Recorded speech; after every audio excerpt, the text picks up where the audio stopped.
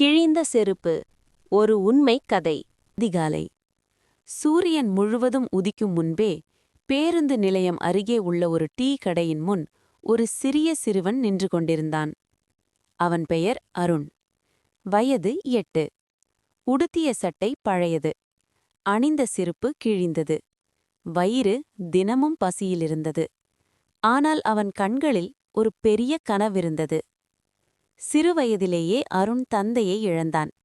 அவன் அம்மா வீடு வீடாக வேலை செய்து ஒரு நாள் சாப்பாட்டுக்கான பணத்தை மட்டும் சம்பாதித்தாள்.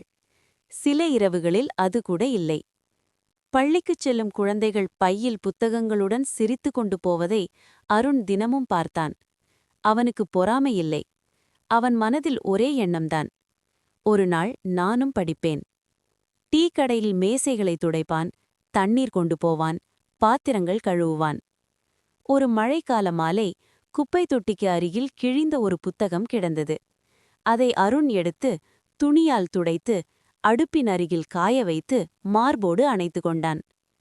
அந்த இரவு மங்கிய தெருவிளக்கின் கீழ் அவன் விரலால் எழுத்துக்களைத் தொடர்ந்து தானே படிக்க கற்றுக்கொண்டான்.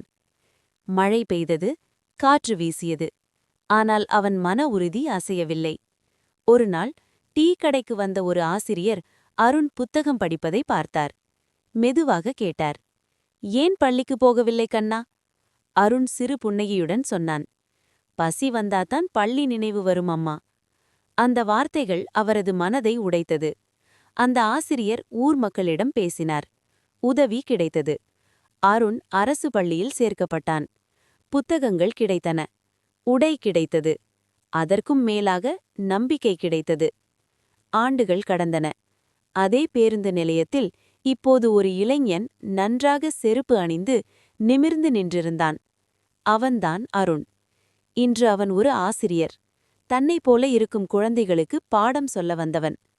அந்த கிழிந்த புத்தகம் இன்னும் அவனிடம் இருக்கிறது. ஏனென்றால் அது அவனுக்கு சொல்லியது, ஏழ்மை உடைகளை கிழிக்கலாம், ஆனால் கனவுகளை கிழிக்க முடியாது.